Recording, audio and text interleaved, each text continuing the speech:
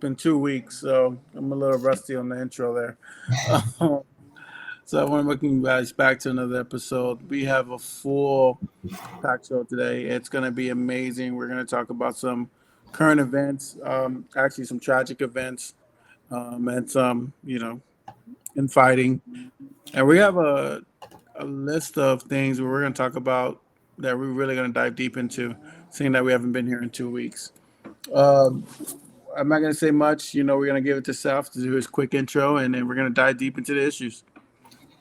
Yeah, it's not like we're gonna be able to cover everything that happened. I feel like we need to talk about the Israel-Palestine conflict, which I think we'll talk about the history of the conflict pretty much right off the bat, and then we'll get into like more of the U.S. centered politics, like Republican infighting, the speakership, stuff like that. So I think we'll get right into the history of Palestine, Yeah.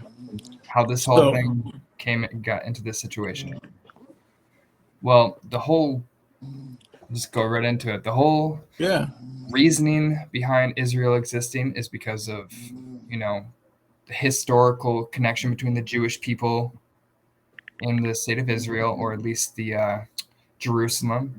But this has been a very contested ethnic claim, religious claim, because Muslims also have a staple to their religion that Jerusalem is really integral to the foundation of their Mhm. religion, and so does Christianity. This is where the Crusades came from. The Crusades was like a major conflict between Europeans and Muslims fighting over Israel, fighting over Jerusalem.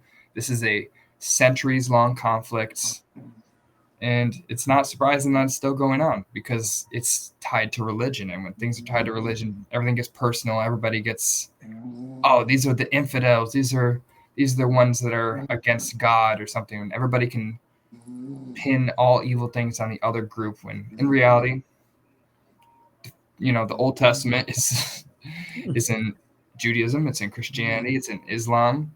So they all have a tie because they're all like referencing the same book. You know what I mean? They all are kind of the same exact religion with slightly different cultural variants. And this is just enough difference for them to try to kill each other. I mean, we can see in Islam, even Sunni and Shia Muslims, same religion, minor differences, and they have this like centuries long conflict between these two religious sects of the same religion. So I don't know. Jewish people have been out of Israel for hundreds of years, for the most part, and in early 1900s, Israel and Palestine both did not exist. This was occupied by the Ottoman Empire, Yeah. and it's just occupied by Arabs, people living in the Palestinian territory, and until World War One, when the British were fighting, the Ottoman Empire in World War One, they overtook the Palestinian territory, and then they administered the area. They had a whole, I think, what was it? Something the Sinai Palestinian. I don't know. We're starting to introduce Jewish people to occupy Yeah. their historical. It was the Zionist movement. Yeah, in the early Yeah. 1900s, before World War II had happened.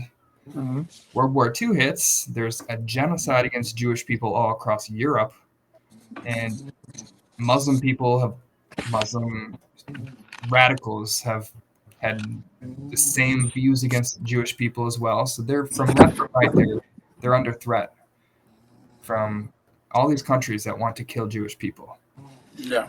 So, rational people think, hey, maybe we should just give them their own country and they don't have to live as a minority population in all these different countries in which they're at risk. So a little bit understandable that, we'll give them their homeland, their ethnic homeland in Israel. Let's create an Israeli state. But there's already people living in Palestine. That's the thing. And Yeah. in the 1947, that's when this whole state of Israel began. Okay. I think something like 70,000 Palestinians are rushed out of their homes. Like people, they had to flee the land, and it's kind of been a conflict ever since. We've like the borders have shrunk between that time. There used to be a big, much bigger divide between Israel and Palestine. Palestine used to occupy a majority of the Palestinian territory, and slowly over time, it has shrunk to the point where there's almost no Palestinian territory left. They have the West Bank and they have the Gaza Strip. And even the West Bank has shrunk into a much smaller territory. So from both sides, they view this as their ethnic land, and the other one is the population that doesn't belong there. So there's been a lot more institutional support behind Israel, especially in the United States. We have been a big ally of them. They're a liberal democracy. They have markets and capitalism and the Judeo-Christian values. So it's not a surprise that the Republican Party and a lot of them have been sending a lot of military funds and aid to Israel, trying to protect them from countries like Iran, countries like Jordan, countries that do want to take back Israel from the Jewish people. Yeah. Now, since this has happened, Israel's pushed back a lot, and Palestinians have pushed back against Israelis, and the conditions that the Israeli people have put certain Palestinian populations in has created militant terrorist organizations like Hamas. It's the same situation as in other Middle Eastern countries, like with ISIS, with the Taliban, like with Al-Qaeda. These groups are formed out of the presumption of a foreign occupying force. It's like, oh, we are being occupied by a foreign country. We need to defend ourselves. This is our ethnic land. It's very easy to recruit young men into these radical ideologies, especially tying it to religion. And like, if you attack these Jewish settlers or whatever, and you're really doing something for Islam, for your Palestinian brothers, and you'll be rewarded in heaven. So there's a lot of reason for Palestinian people to think Hamas is at their defense, when in reality, Hamas has probably caused a majority of the problems that lead Israel to attacking Palestine in every situation like that. No, I agree with you. I mean, to me, this is kind of like a religious war mixed with geopolitical consequences. I mean, due to us drawing maps. I mean, we've seen this in Africa all the time, where all the different African nations were kind of drawn up just by like some magic pen. Yeah. And caused so much conflict. And I think that the Israel and Palestine conflict is just that. I mean, we also, we understand that Israel really is surrounded by enemies. I mean, the reality is they have two sets of different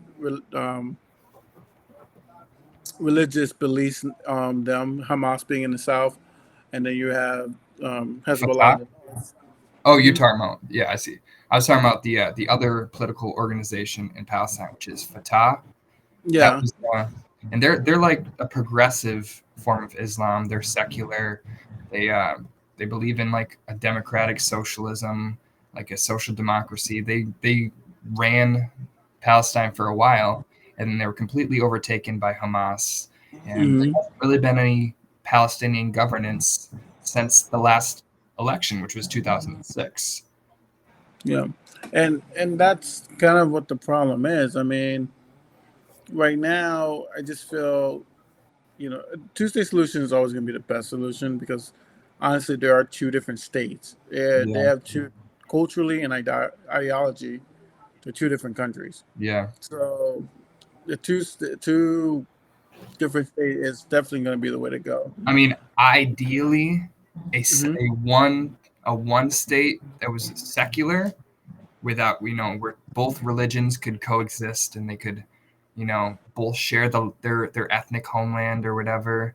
That would be ideal, but there's just too much history and animosity for them to realistically, like there would still be a lot of conflict between the one state if it existed.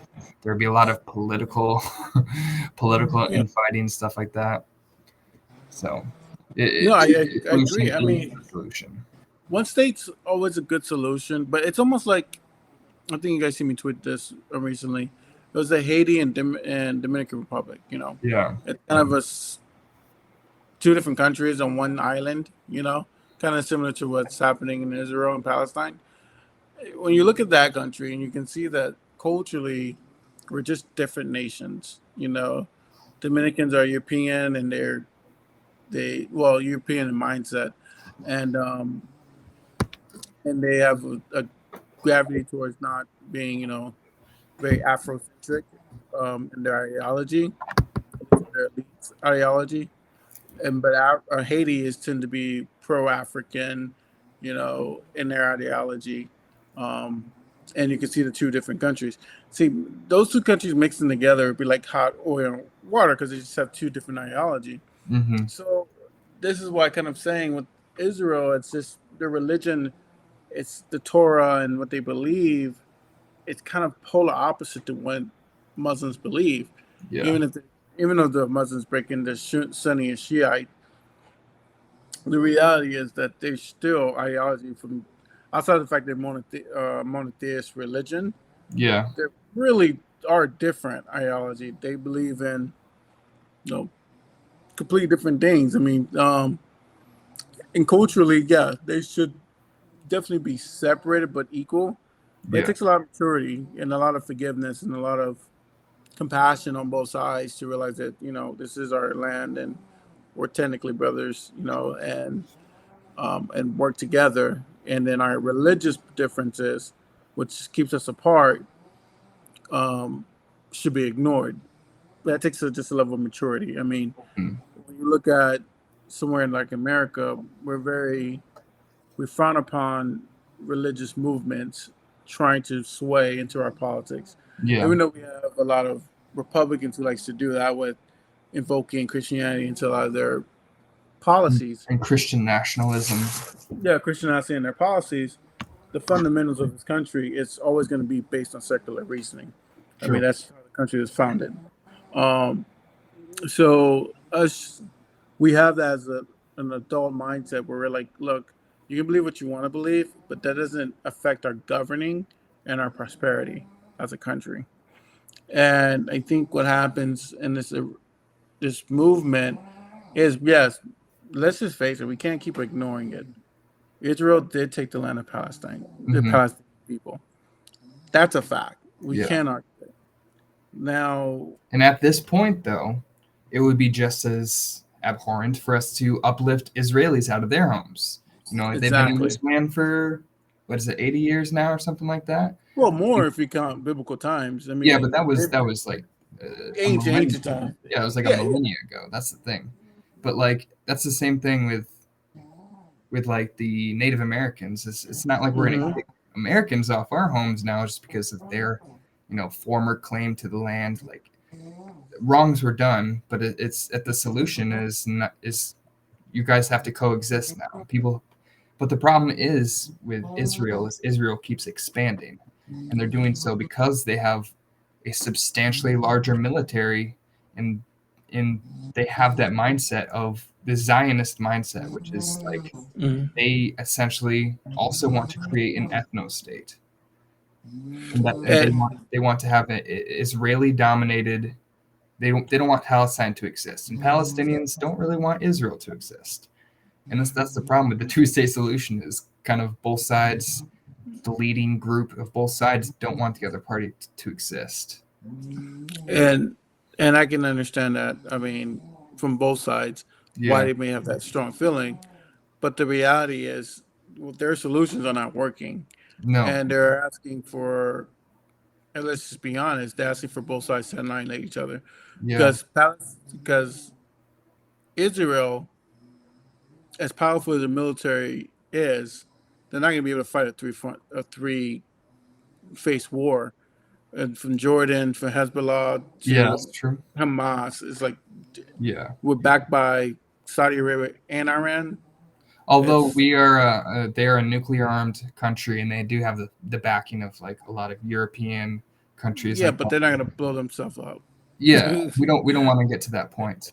So Yeah, they.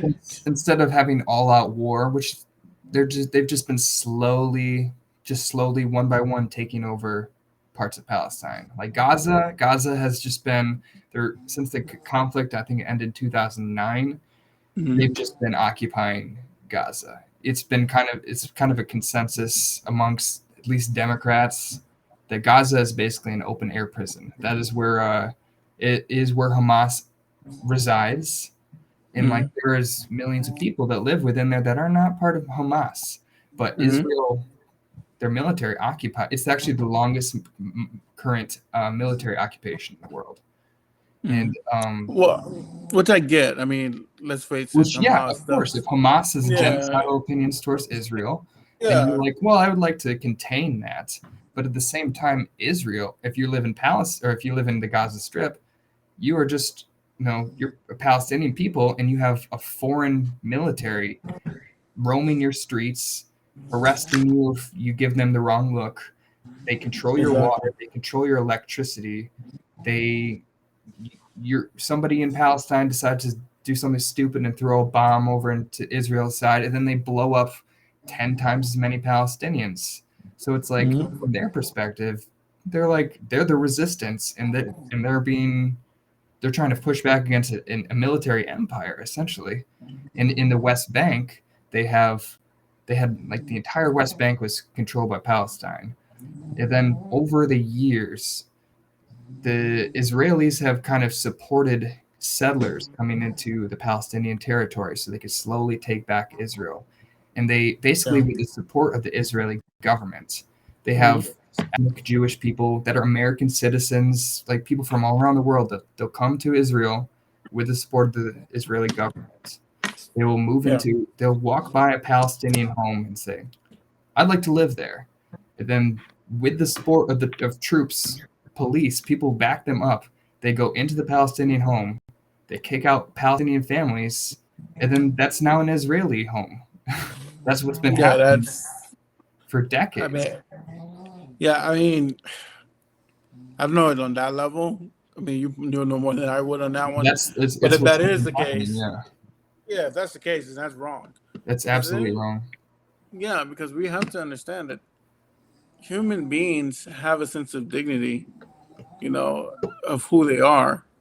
And if you're gonna rob them of that sense of dignity because you believe that you're entitled to, majority of the land, then that's wrong. I Hmm. mean, at the end of the day, I'm not gonna sit there and say Israel doesn't have titles to the land. They do, just like um, the Palestinians do. Yeah. But the reality is, you have to understand what's the greater good for the people and the population.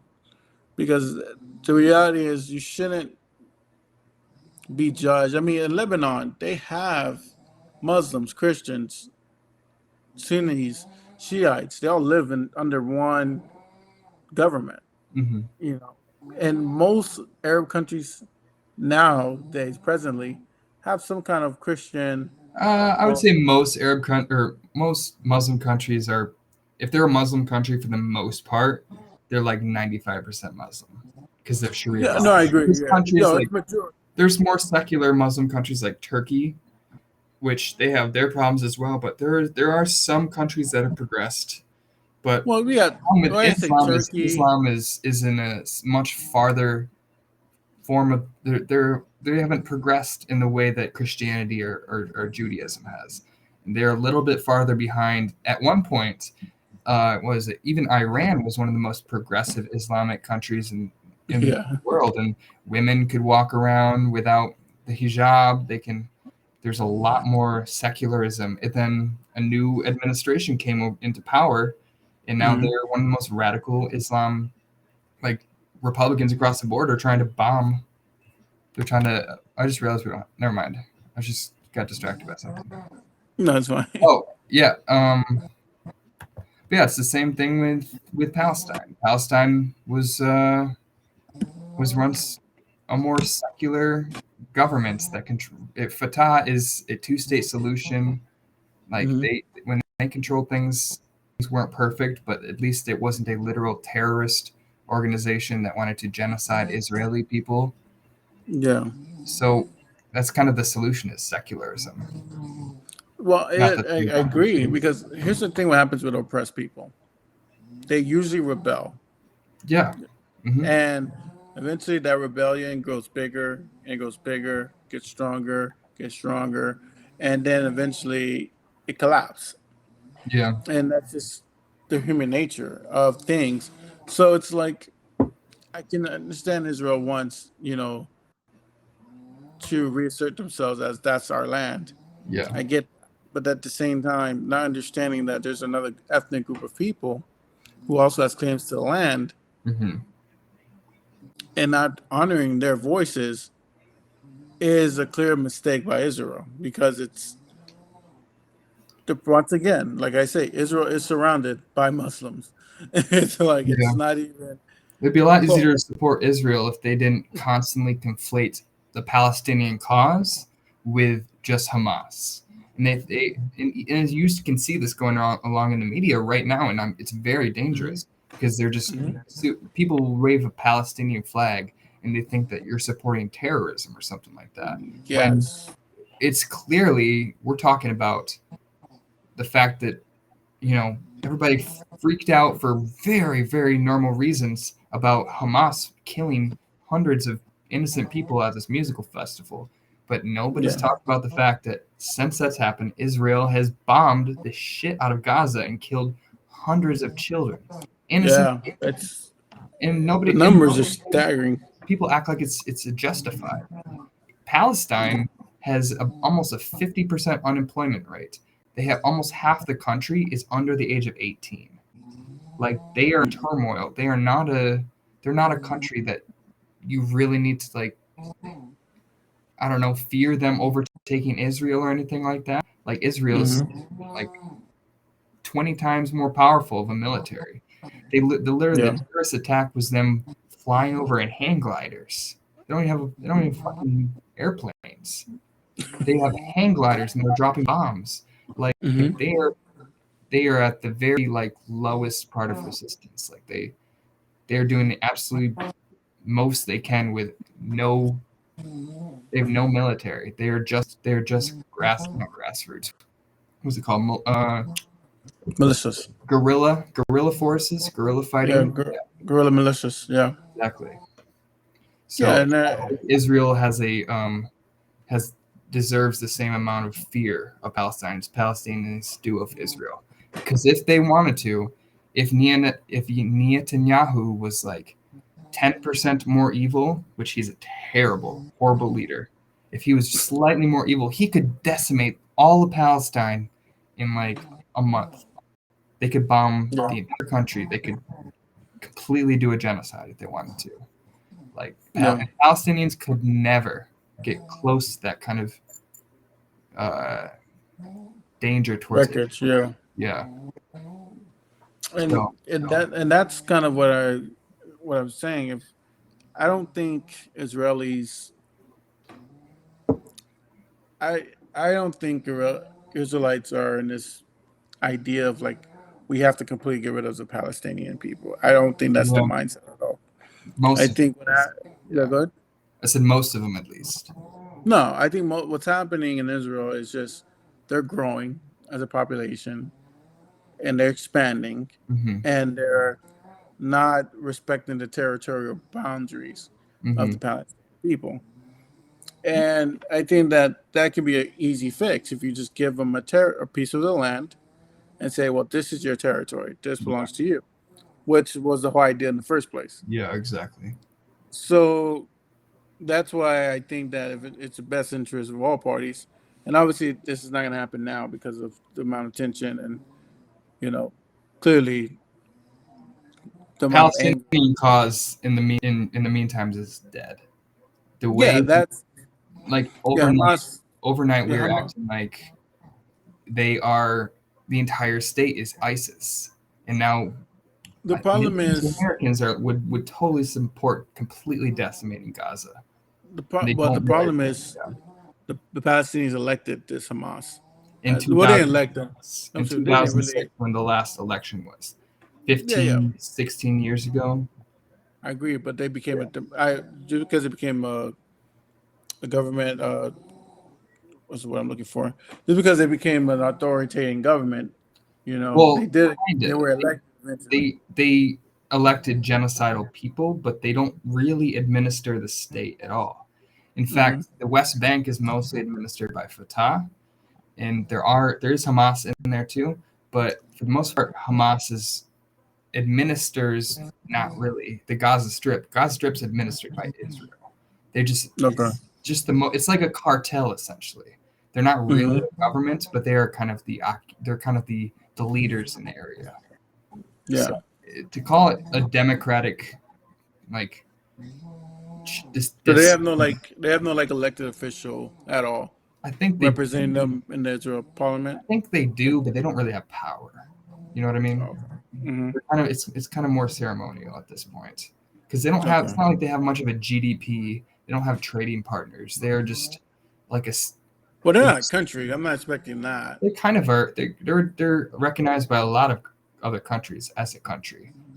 It's at Yeah, least but a. that's Palestine that's recognized, not the Hamas region Oh by yes, my itself. bad. Of course, yeah. Yeah. Palestine is recognized as a country, Hmm. but the that one region in the Gaza Strip Yeah, where Hamas is strongholded, I don't think they're essentially under the Palestine name per yeah, se for country purposes. But yeah, I think I would agree with you, man. I know it's not gonna happen right now, obviously with the emotions being so high, yeah, but I just think that ultimately both sides, either by force or any other way, needs to come to a conclusion like, okay, we're not gonna go in this region. This yeah. belongs to you. We'll recognize you as a country, but you stay over there. You know, Hmm. um, They and need once to they, they need to stop settling they need to stop settling the West Bank. That's ultimately yeah, what needs to happen. And it keeps shrinking. And it used to be a full square, and now it's just like dot dot dot dot dot of Palestinian territory because it's just been slowly taking over the land. And I hmm don't know if the solution is to have the Israelis leave that area or at least hmm just not continue to grow. Because at this point, if you look at the maps of what Palestine looked like in the '60s, what it looked like in the '40s, and what it looks like hmm now, it's pretty clear what's been happening. yeah, it definitely is very clear. And I think Israel, I don't think their intention was for them to do that. I just think that. I mean, Netanyahu, he has been the prime minister on and off since like the '90s, and hmm he is about as close to a fascist as you can get. He is farther right than Donald Trump. He's more authoritarian than Donald Trump. He hmm is a horrible leader, and he just keeps getting reelected. He's been prime minister for like 16 years or something like that. And he is the one that's been orchestrating this because he's a Zionist and he thinks that all of Israel should belong to the Jewish people and not the Palestinians. So he's very militaristic. Wasn't there like someone elected like, I mean, Yeah, recently? I'm sorry. it wasn't all the way through. No, he got reelected again. But Yeah. he'll be elected and then he'll be not prime minister. It's kind of like Putin. Putin has not been the president of Russia all the way through because they have certain term limits. But hmm then they just had some other guy was the president for 4 years while Putin was like went from president to prime minister, but was really like he was like a shadow puppet of that hmm government. So Putin's been in charge like the whole time, but he hasn't been the Well. president the whole time. It's kind of the same thing with Netanyahu. It's a mm democratic country, but he just keeps getting the power, and he's very authoritarian. Yeah, I just got breaking news though on my app.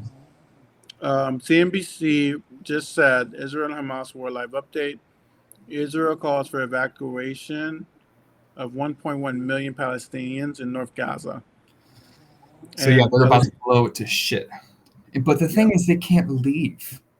They I haven't don't know where they're allowed, gonna go. I know they Yeah. haven't allowed the Palestinians to go anywhere. They haven't allowed them to leave the Gaza Strip. So that's why it was ridiculous earlier when Netanyahu was like, "Oh, if you're in Palestine, you should get out now." It's like, how? You are surrounding Mhm. the entire country with military. Yeah, And you because I have know planes. No, because I know Yeah. America. We've been trying to work with Egypt to say, hey, can you take in these refugees? Mm-hmm. Because Israel's about to come in, and Blow it to shit. pretty much. Yeah. And the reality, they said, no, we're not doing that. Just like, well, we're not going to do that because of their own reasoning. And so now that Israel's kind of issued a mandate for them to leave, where are they going to go? They can't go south. Israel's not going to allow them to go up north. Yeah. So they're And literally stuck. 1 million people about to get onboarded by 300,000 troops. yeah. And That's I'll right remind you across their border. again, almost half their population is under the age of 18. There's just so many children, there's old people, the very few amount of people that are like adult age, not even all of them, they're not all part of Hamas. This is a very small percentage of people that are actually like responsible for the attacks that happen. And they're not really playing it intelligently, Israel. They're just saying, I don't care, we're just gonna blow you. So it's kind of Yeah, I just horrible. don't know what Hezbollah's gonna do if Yeah, they do that. I don't know if Saudi Arabia is gonna just allow them to attack Muslim people like that, yeah, or Iran is gonna allow them to do that. And that's my biggest fear. me Is too. they overreach. The rest of these countries get upset if they slaughter too many Palestinian people, and they all turn against them. And then Because at that United States point, is backing Israel, and then we're it's just gonna bomb Iran, and then we're just gonna be stuck in the Middle East for another 20 no. years. I think I think we're gonna back Israel. I don't know if we're gonna That's commit fine. troops to Israel. Yeah, Yeah, I just don't see us doing that, committing troops. And then that's the next foreign policy question. If this were to escalate, would America put boots on the ground to protect Israel? yeah. I don't see Biden doing it. I don't think they will unless, like we said, Iran, Saudi Arabia, they all start to involve themselves. I can't imagine we stay out of the conflict if all these neighboring countries are threatening to bomb Israel after what they did to Palestine. So I don't see us. I don't see us getting. I know the policy of this country has always been to defend Israel, and we will continue to defend Israel. I don't know if the Americans can stomach boots on the ground for a religious war. well, 2024, I can imagine Donald Trump won't hesitate. He won't hesitate now. Nope. But generally, I just don't. Yeah. I don't know if the American people has ever. We've actually never gotten in a war like that. Vietnam, kinda. A religious Oh, war. a religious war? No, not a religious war. I Yeah, don't because think this is the Middle this East is is the what only religious war. this would be considered a religious war. This Yeah. is Jewish versus Islam. Mm-hmm. Jews versus, and so I don't know if Americans can stomach that as a like. Yeah, we're not getting involved in a religious war.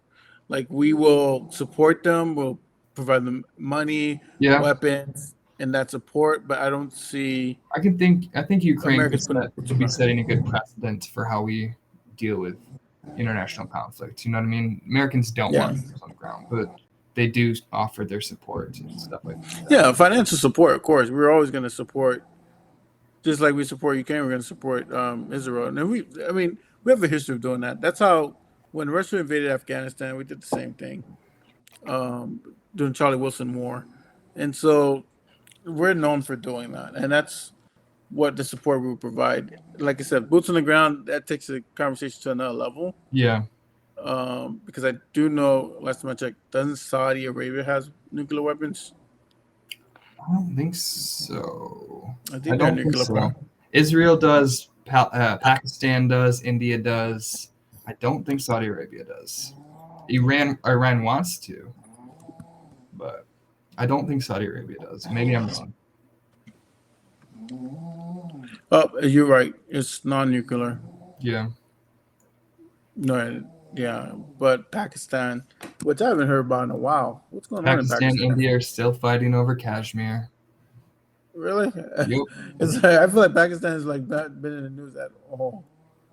Uh, No, people don't talk about, and they don't talk. We don't talk about India very much, despite India being the largest democracy in the world, largest country in the world. Nobody talks about yeah. India, but they're always doing stuff. India also is supporting Israel because Hindus hate Muslims. So also a religion. Really? Yep. Explain that to me. I did not Well, know that. well, I mean, it has a lot to do with Pakistan. And Pakistanis are Muslims, and especially Modi, the president of India or prime minister. He Yeah. is a Hindu nationalist, and Uh-huh. he really hates Muslims. They kicked out a bunch of Muslims or something out of the country. They really, it's a Kashmir thing. It's the same. It's the same territorial conflict as in Israel. It's over religion. It's over land. It's Yeah. just, I don't know why people can't just get along. Why can't we just all get along? Speaking of people getting along, the Republican Oh, Party can't seem to get Republicans. along with themselves. Yeah, good old Republicans, man. And I they're feel like shooting there themselves are. in the foot for absolutely no reason. And it's pretty funny. Yeah, that's I'll say funny. so myself. Man, those guys are like the Saturday Night Live skits. Every week they give us something interesting and good to talk about. Yeah. I mean, right now, I have absolutely no idea who's going to be the Speaker of the House. It Oh was no, pretty sure it was going to be Steve Scalise, and he was he leading, bought out of that one. but he just dropped out, and I don't really know why. He I wasn't think gonna win. He wasn't gonna win the actual vote. maybe that's probably why. But I Yeah. mean, he also, I think we dodged a bullet on that one because I think his most famous quote is, "I'm David Duke without all the baggage," which Yeah. is quite a thing to call yourself as like a Uh, compliment. Like, guys, I'm David Duke. I mean, I'm not as racist, but I'm David Duke. yeah, he lost all the moderates right there. It was like, Yeah. no way, bro. I've seen some moderates. I think Nancy Mace, she tweeted something about she supports Jim Jordan because of she didn't want to caucus with somebody that said that. And Jim Jordan's just a Tea Party conservative. He's also Yeah. for like he used to be like a high school wrestler, and there was some other coach or something that was molesting students, and he covered up for him. He's kind of like Joe Paterno in that situation. Oh shit. And I don't think that we need another Speaker of the House that is tied to pedophilia. If you remember who preceded Nancy Pelosi, it was, oh man, why am I forgetting his name? Doug Haster or something like that. I Yeah, totally forgot about that guy. he's I don't think it's Doug, something Haster. Yeah, he's an actual pedophile. He's molested tons of people. He was the Speaker of the House during the Bush administration. Yet the Republicans call Democrats the pedophiles and groomers. Yet they Yeah. elected Yeah, they're the anyway. creep ones. With Yeah, I just don't see him, man. I just don't see what the Republicans are gonna do because I don't think Jim Jordan will get enough votes either because he is yeah, too. And I don't see. I think they're just gonna have to reelect McCarthy. none. McCarthy's he's withdrew himself from consideration. I think he I know. might be quitting Congress. I think he's gonna go put his head back into it because there's no Maybe, way he's the only one that can get those votes. And I don't know if that's unfortunately, true. no, there's no one else who has the name ID. I mean, it's not name ID because they're in the House of Representatives. They all know their other congressmen, but it's more about who has the clout. You Who know what has I the mean? connections. Yeah, the So connections. like some Right now, with those three excluded, I don't even know who's up for consideration. because once again, who has the name ID and the connections to get 200 and was it 35 votes, something like that? That's needed. Yeah. It's like, how are you gonna do that? It's like it's almost to the point where it's like, who are you gonna get? Like Like Nancy Pelosi may have that kind of connection, but she's for the other Well, party. well, right now it would be Hakeem Jeffries. He's the Democratic Majority Leader. So Yeah, but he he can't even get 235 votes no, himself. he's at 212 right now. So Yeah, there's no one has that kind of clout right now, like you were saying, yeah, to do that. Like they just don't. they're The gonna only have to do person, another 15 rounds until they finally pick somebody. it's embarrassing, man. It And I really is. guarantee they're going home for the week too. Yeah, So they're probably not going to vote again until like late October, November for speaker. So that means literally they get paid $180,000 to do absolutely nothing and for the 2 weeks. difference between the Democrats and the Republicans is when Democrats fight over the speaker, it's between progressives and centrists. When Republicans fight over the speakership, To everybody. they're literally exactly the same. I mean, McCarthy, Yeah, and he's not a moderate at all. He's just not part of the Tea Party movement, as Jim Jordan. But yeah, definitely not. He's definitely not a moderate. But they just don't have any really ideological difference. It's more like yeah, maybe man. you'll be strategically pragmatic or non-pragmatic with your Trump conservatism, but today there's no real difference between any of them. So it's like, why can't you just pick somebody and move forward? It's because they It's all like stagnancy. They like nothing passing through Congress, especially that's with the fact that they can't get anything done in the Senate anyways. So it's like we might as well just cause drama and infighting just to waste time until the 2024 election. yeah, which is stupid because that's going to make them look bad in the 2024 election. It's like, hey, we're going to elect them to lead us, so they can't even lead themselves. It's like, how do you not able to pick a person to represent the Speaker of the House? You can't even Yeah. do that. And you expect the American people to trust you to run the country? Like, Republican politics will always work on the state level, but nationally, that party's done. Yeah. Like, it's like on the state level, they have more power because essentially Because they can control rural areas. exactly. But when you come nationally, you have to make a national voice for 300 million people. Their message is just stupid. It doesn't make any sense. No. It's like, well, yeah, we're gonna be super conservative. Okay, cool. Let's be super conservative, but we don't even know how to be super conservative. And Yeah. it's like, wait, you want us to be conservative and you don't know how to be conservative? Yeah, they Yeah, don't know we're how to figuring really it out. agree on implementation, stuff like that.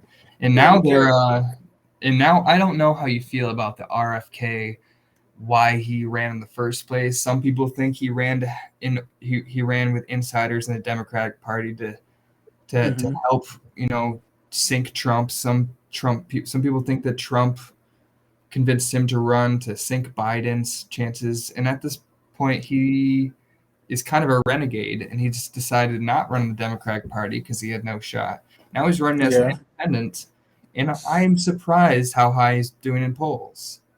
This two polls I've seen so far I'm is not actually surprised. I am and I'm not. I Okay, explain. because it's all right. Well, first of all, he doesn't really stand for anything, but Hmm. Americans really, really want an independent, or at Hmm. least somebody that's not a Republican or a Democrat, and he is very good at actually positioning himself not as a centrist necessarily, but as a centrist between the two parties, which would make him kind of center right leaning. Like he's like Hmm. really old school. Like my dad said he would consider voting for him. My dad's a hardline Trumper. And I've seen him poll between 16 and 19%, which this is Which very is early. not bad. And Yeah, it's not bad. I think maybe he can get like 10% max.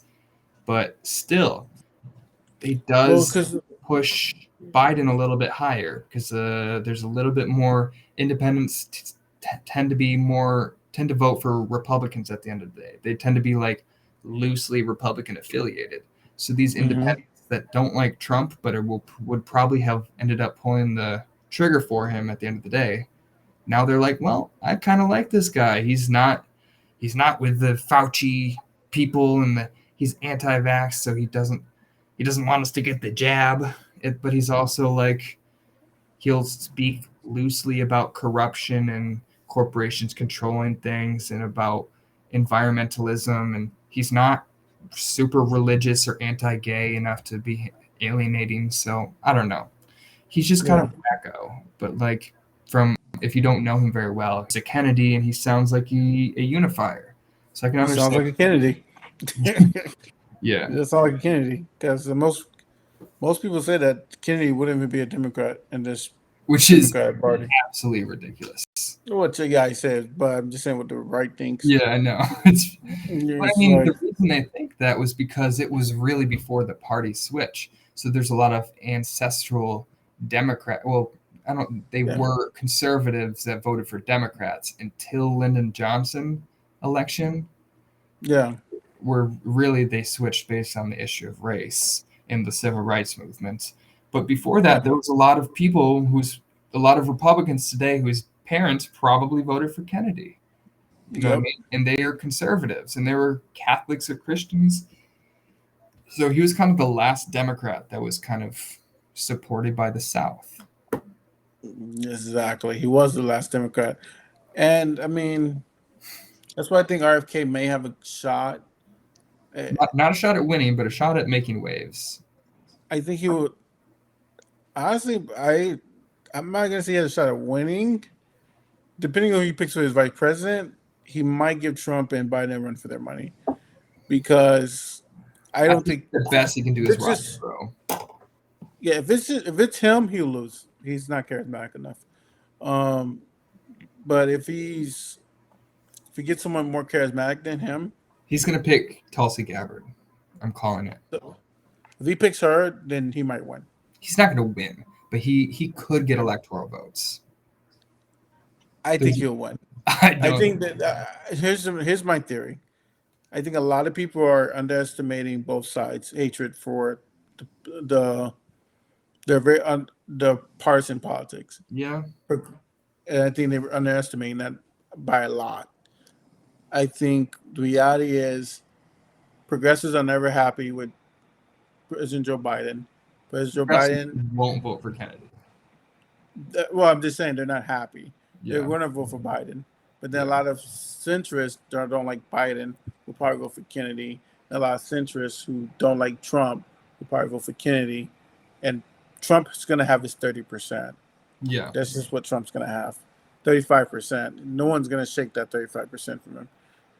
And Biden should win because he will have more. He'll have the progressive bloc and some of the centrist bloc. Yeah. And he should win based on that. I think he will.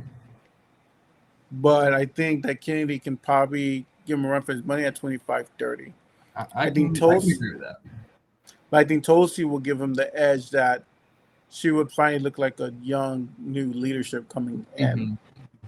Because that's the biggest issue. They're both really good rhetoricians.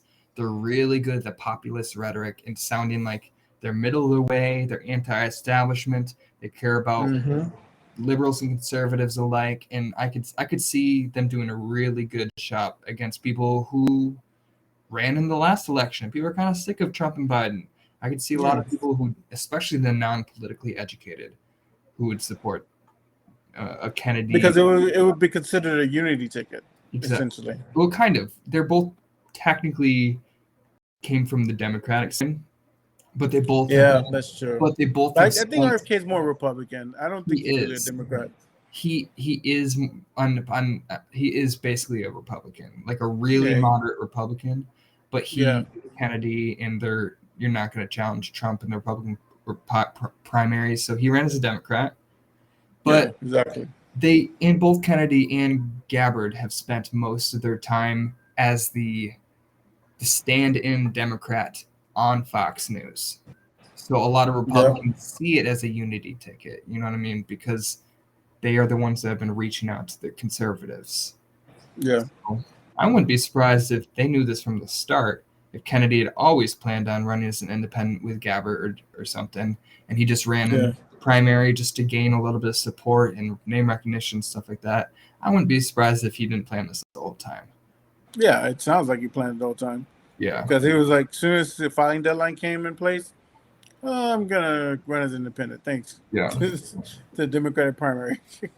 Fundamentally, I don't see him as being liberal or progressive enough to take very many votes away from Biden. Biden will win this, but I could see Kennedy running as an independent, getting on the ballot in most states, and doing the Ross Perot strategy. After he wins, maybe in a couple electoral votes or something, or maybe he just gets a really high popular vote, I could see him forming a third party. Like, that's where the No Labels party comes into play or something like that. Well, yeah, if that's the case, if that's the play, he's gonna have to probably get away the No Labels party. Yeah.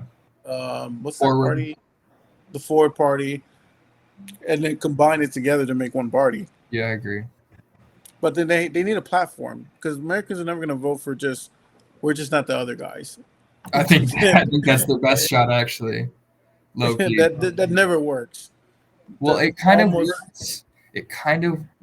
They need some vague policy ideas, I agree. But they kind of worked in France, and it kind of works in Italy.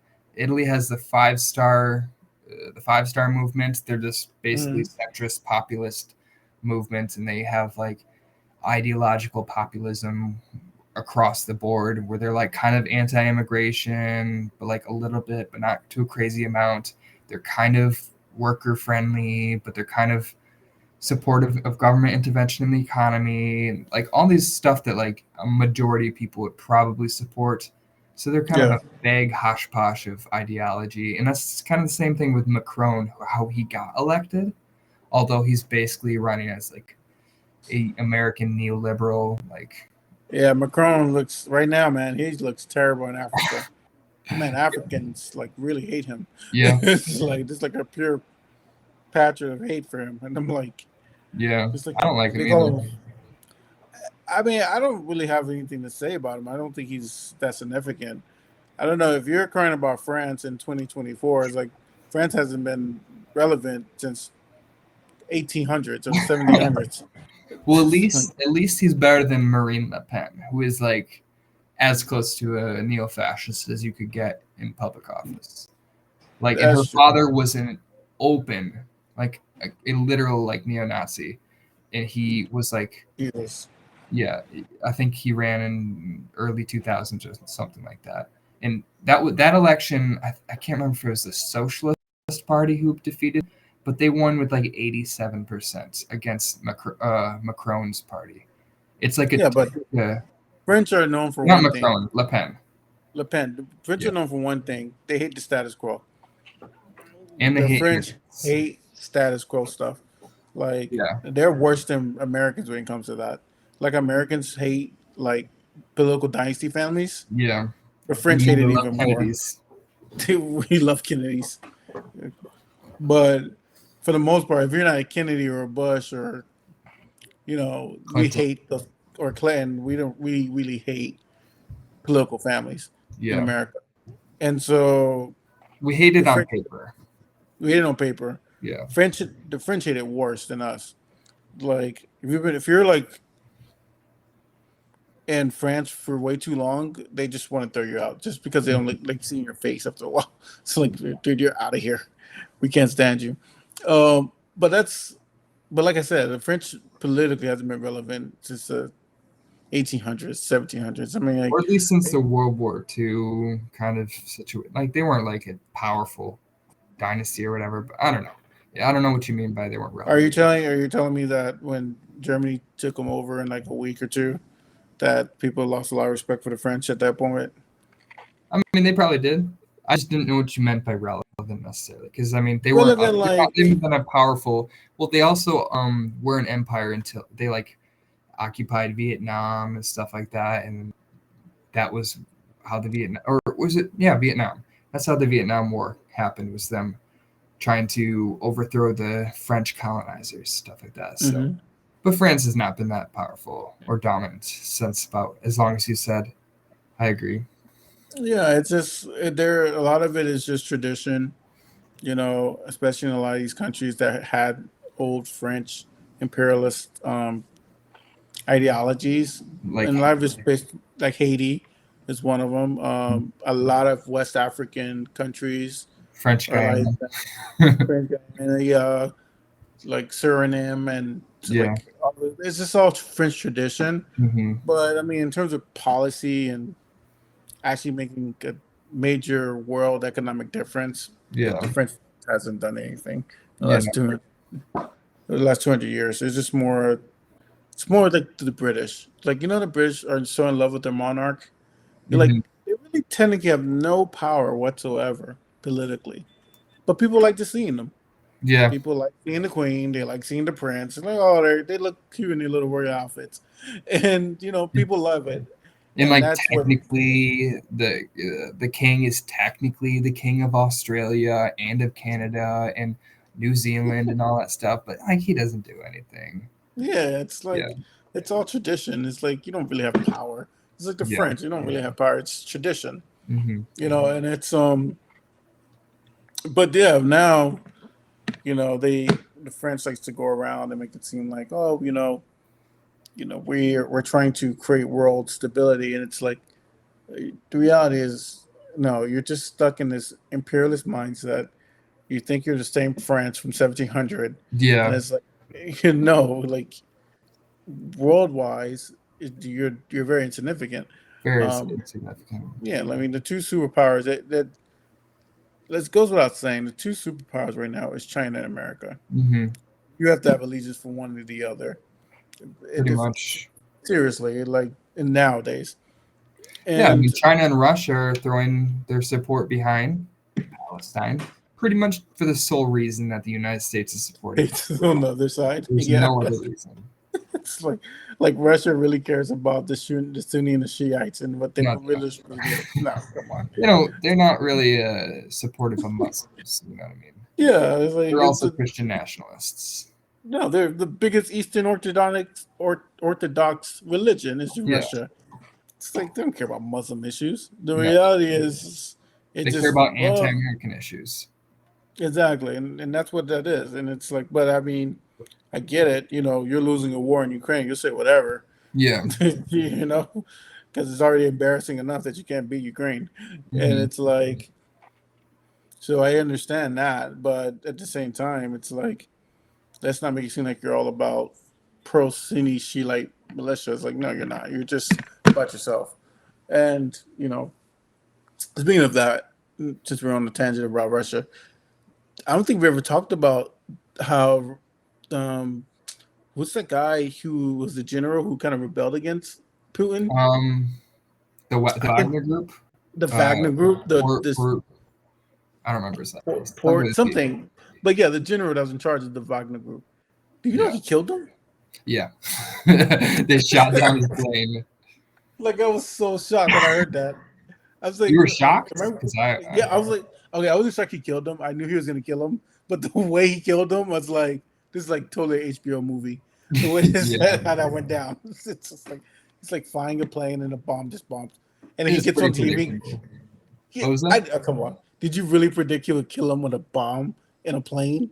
That sounds about. It sounds like Putin style. I mean, actually, I kind of would have guessed he'd like poison his bread or something like that. But yeah, I was just like, man, is this like a movie or something? pretty Like I much. feel like I really watch an HBO movie where Yeah, it's like this guy goes against the world leader, and the world leader turns around and just bombs his plane yeah. just randomly after saying he forgave him. It's like, what kind of mafia stuff is this? It's like you've been forgiven and then turn around and kills a man. That's But I'm gonna exactly say, what it is.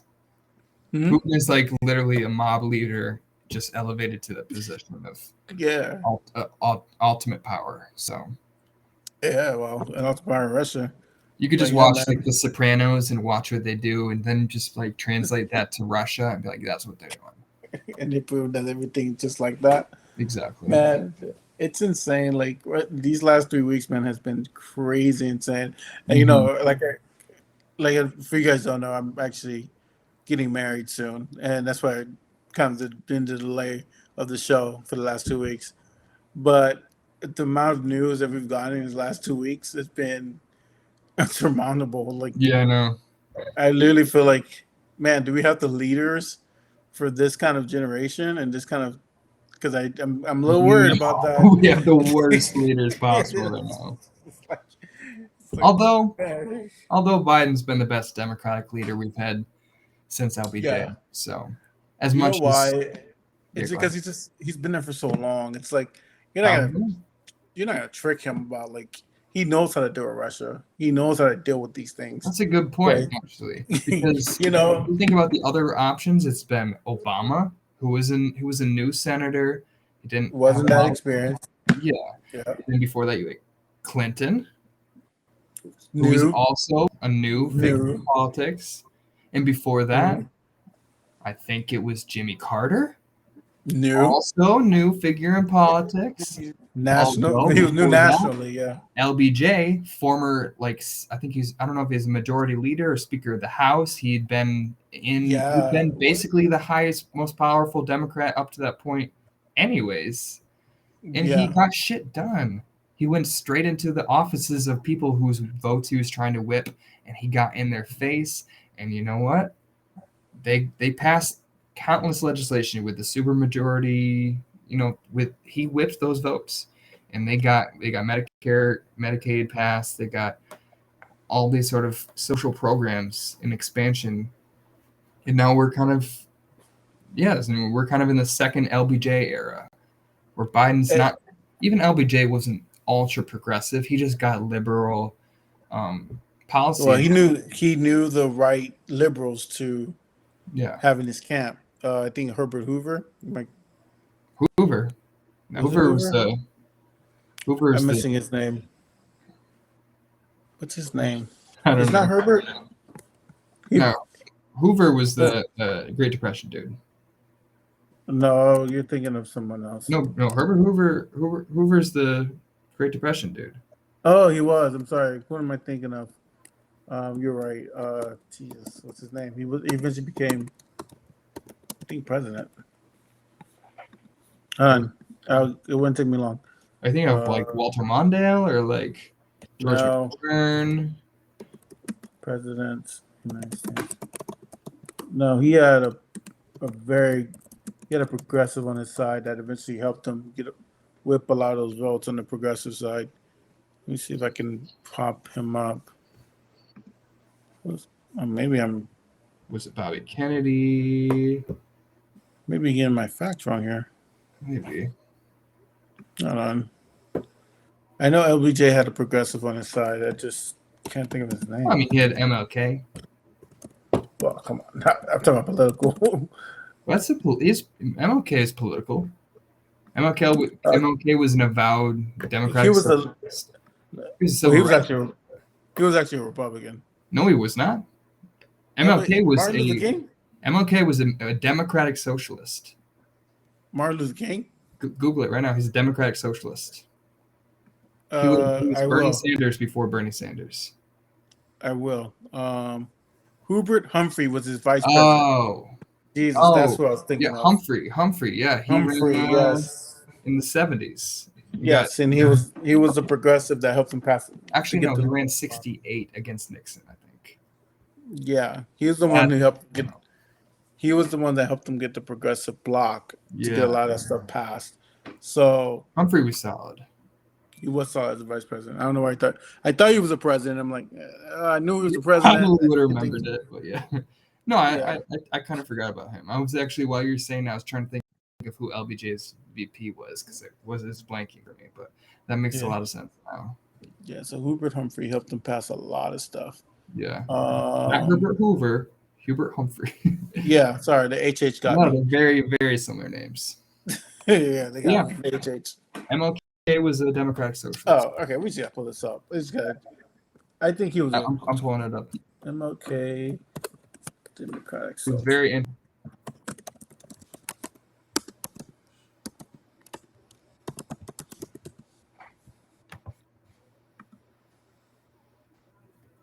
Okay, I have someone say he's a black socialist. I have some people say he was a democratic socialist. Not much difference there. I'm trying to figure out what would make him a socialist, though. I don't know what you mean by that. Well, he was very much like a Gandhi. No, I know he was pro civil rights, but I don't know if that makes him a socialist. Gandhi's also. He was just ahead of his times. Cared about worker solidation and was against worker exploitation, stuff like that. He wasn't like a Marxist-Leninist either. He was actually a democratic socialist, like super based. We're gonna have to do that research. We're gonna have to dedicate an episode to some foreign leaders. I mean, to our past civil rights leaders and activists. Because there's actually a couple movements I want to talk about. I feel like I want to go down to talk about Susan B. Anthony, Martin Luther King, some of these influential leaders that make up the ideas of our leaders now, to figure out some of their policies and see how much has changed from what they used to believe into what we have our current system now. Then that would be a good show. Real quick, we'll just look at this. You can see my screen, right? Yeah, I can see you, Shane.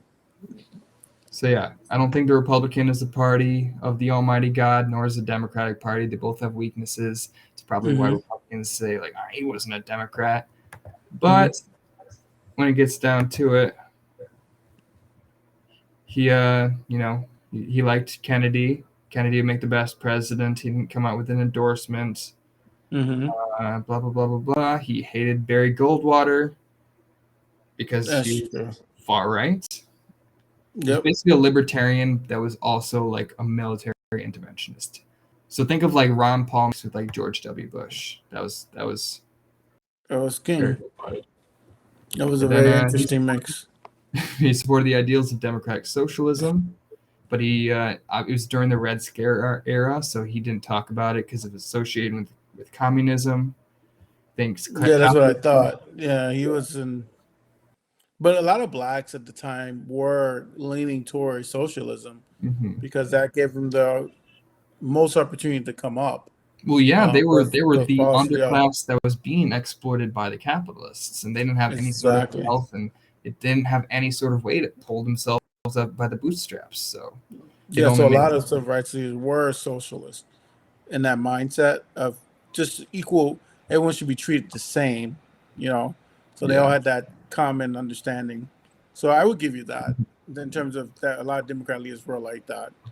And then you'll see Republican boomer tweets that say like, MLK would have been a Republican today. He says, don't judge a person by the content of his character, or by his color of his skin, but by the content of his character. See, he's a Republican because of human support. No, I would say he's a Republican because he was a pastor by nature, and he would be of a lot of traditional viewpoints. Well, you are also thinking of today's Democratic Party. Well, you could not run as, basically until today, you cannot run as a Christian or as not a Christian in the Democratic Party either, because the Democratic Party has also been a historically Christian party. I agree, yeah. But recently has moved away from, which is not a bad thing, but it's kind of moved away to just more of a secularism.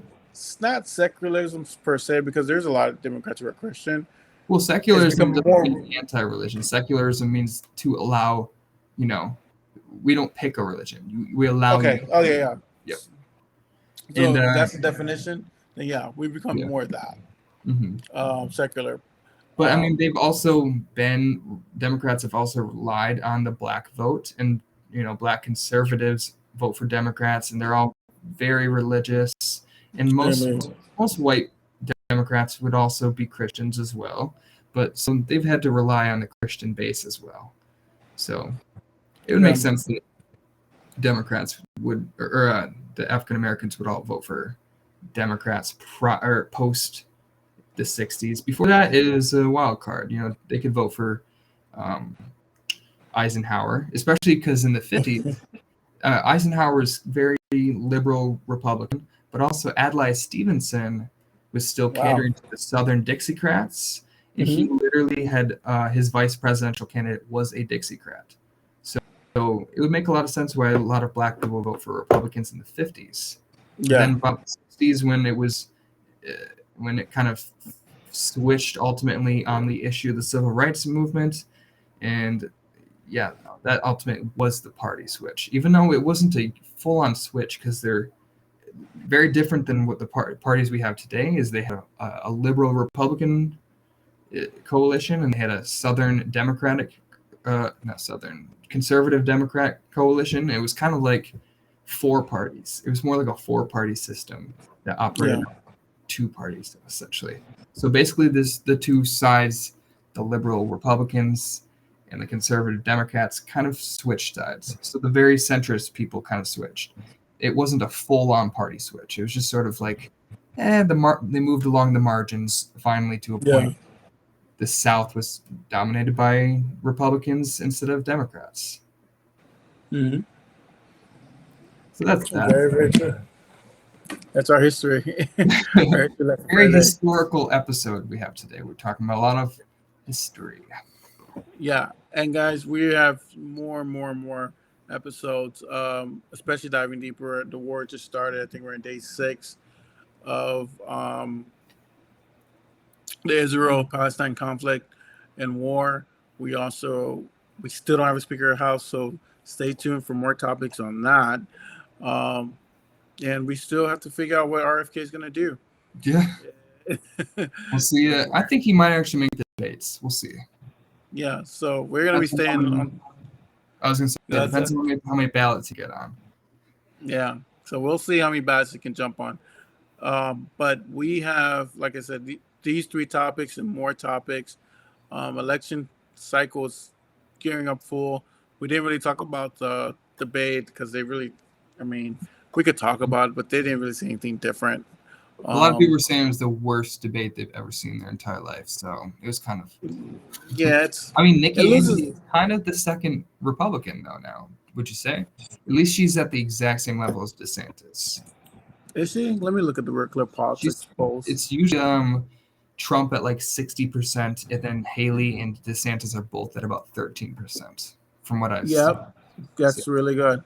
Fox has it 59 Trump, 13 DeSantis, Haley 10, Ramaswamy 7, Pence 4, Christie 3, Scott's 1, Hutchinson's 1. Scott's going to drop out. Bergman's going to drop out. Scott will endorse Haley. Ramaswamy will endorse Trump. And then it will be DeSantis and Pence are going to drop out after Iowa.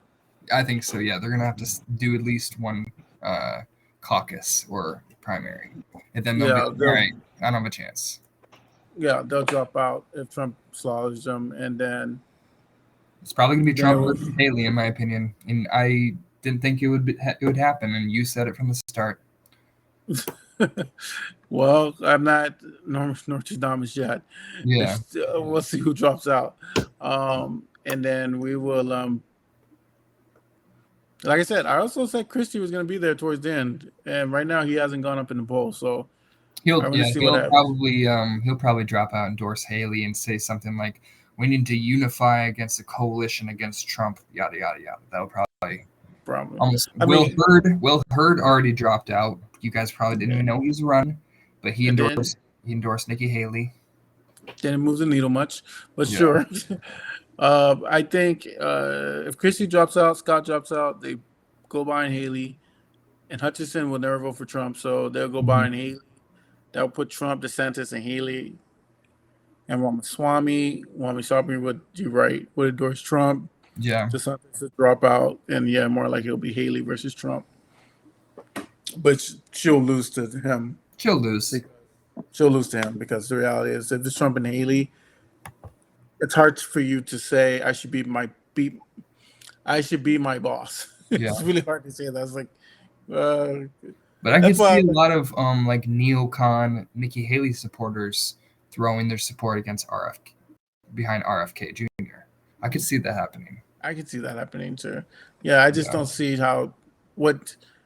as the race dwindles, the spotlight on Haley's going to grow. Yeah. And then when it grows, people are going to be like, why would we vote for you over Trump? Trump elected you.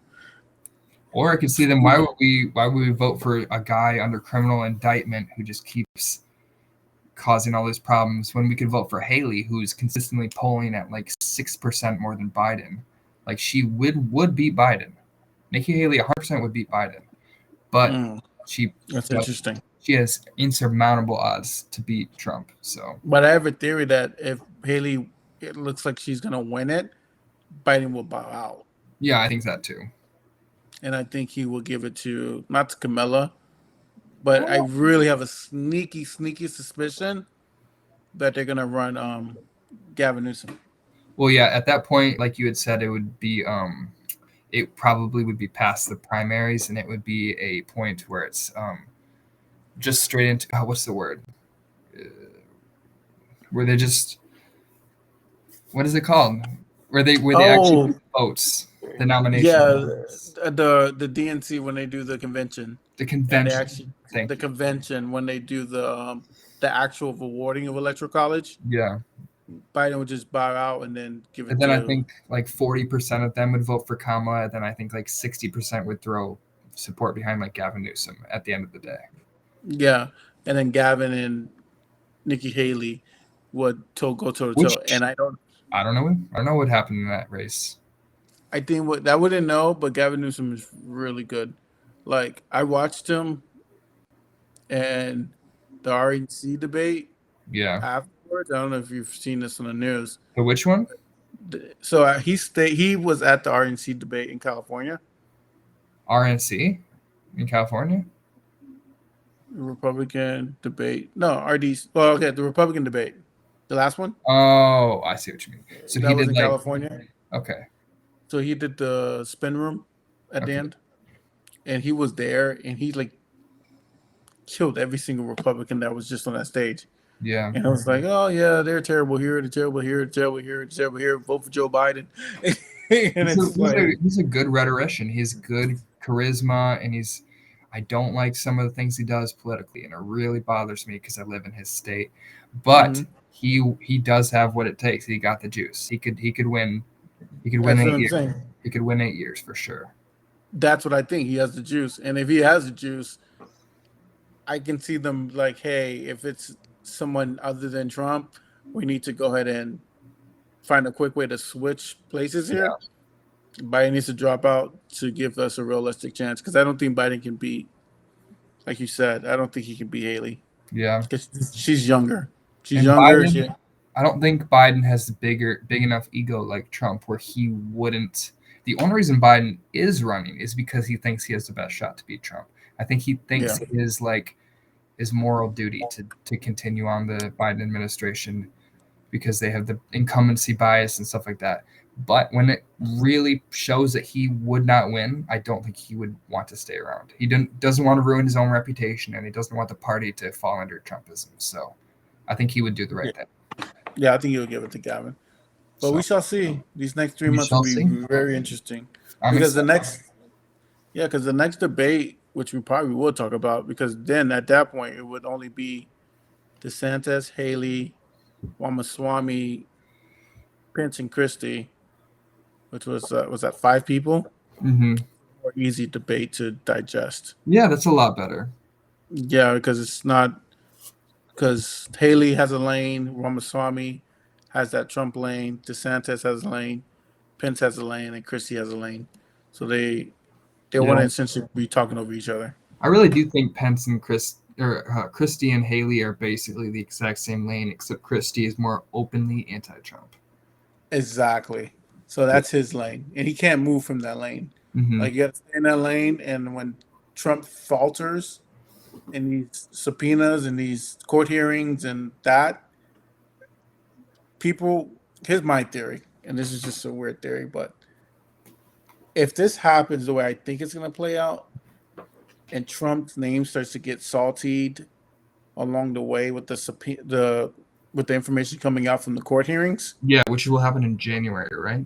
Yeah, and he starts to lose slippage in the polls. I think who's going to have a direct benefit of that is Christie, because he's going to be the only one who actually stood up to Trump. Maybe. And this is my theory. I can see it happening. I don't know if it's not going to carry. I don't know if it's going to carry him to win it, because that's a lot of ground to make up at 3%. It's like that's a lot of ground to make up. But I can see him taking bumps up. He's best bet for him. I would just give up Iowa. Wouldn't even try in Iowa, and then try to win New Hampshire. I think New Hampshire is Christie's best shot, but I don't think he really has what it takes, or he's popular enough amongst Republicans. I think in this situation that Trump leaves, they either say, all right, Trump is out. I either want somebody exactly like Trump, Ramaswamy, or I want somebody that can definitely win, Haley. So I think those are the only two people. I think maybe some would say DeSantis, but I think everybody knows at this point DeSantis is kind of cooked. So Yeah. I don't see a route for anybody other than Haley or Ramaswamy, in my opinion. Yeah, I agree with you, man. It's gonna be tough. Yeah. Outside those two, it's very tough. But we shall see. I mean, November, December, usually they're quiet, but right now the people are deciding because Yeah, we won't know till February, I don't think. well, a lot of we do know Scott's gonna drop out. None of these people should go into a if they have a real shot. If they're gonna run again in 2024, 2028.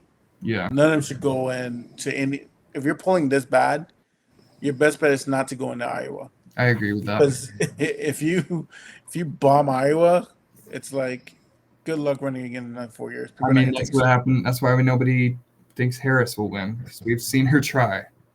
We see you try, and if you bomb, it's almost like it's easy to bow out. Like people don't even know this. This is Biden's third time running for president. Yeah. But no one ever talks about the first two times because he bombed so bad. And it was just like he knew out the gate, I'm not going to win. So he bowed out before any votes were tallied. And people tend to forget that. Well, he never would have been president after running in 2008, I believe, if it weren't for the fact that Obama picked him as VP. Like that, in most situations, you would have been screwed after losing again. But since he got elevated to VP, I think that's why he got chosen. Yeah, hold on. Someone posted something. Stand with Ukraine. You missed the memo. You're supposed to stand with Israel now. They didn't update your programming. We stand with both. I don't know. Just I guess another troller saying we don't stand. We stand with Israel and we stand with Ukraine. Like I said, the problem with America, and thank you for posting Just a Man with Opinions. A lot of people don't understand. As being in America, we usually are the backbone of the world, especially when it comes to issues like these, where we have to provide support to countries who can't really support themselves. Like I said, Israel is facing a situation where there's 3 different states that could possibly attack it. So we stand with Israel. We just hope that Israel, it's open to. We stand with the people of this country. We don't stand with the Netanyahu administration. The same way we would say I stand with America. We don't necessarily stand with the Trump administration or something. Exactly. So you just don't want violence on any side.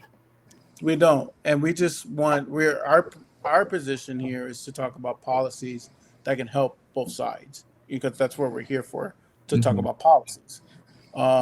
Obviously, we don't have a viewpoint on religion and who should win or why one country is better than the other. We're focused on what's the common solution for all parties, and that's our platform, and that's where we focus on, which is policy, social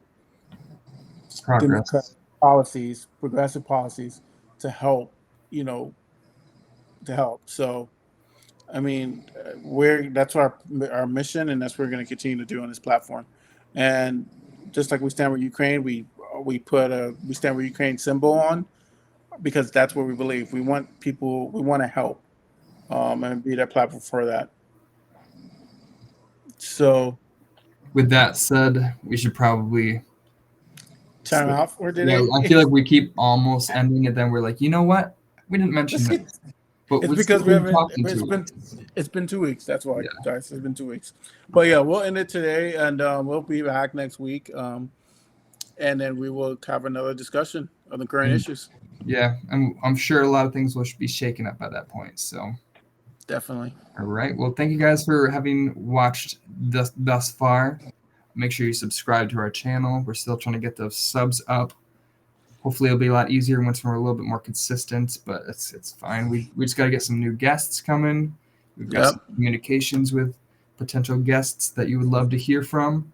So stay tuned, and you can only know what we're doing next if you're subscribed. So go ahead and hit that subscribe button. Share it with your friends. And do it now. This far. Yeah, do it now. Subscribe. Do it now. All right, guys. See ya. All right, guys. You've had another week of Imagine More.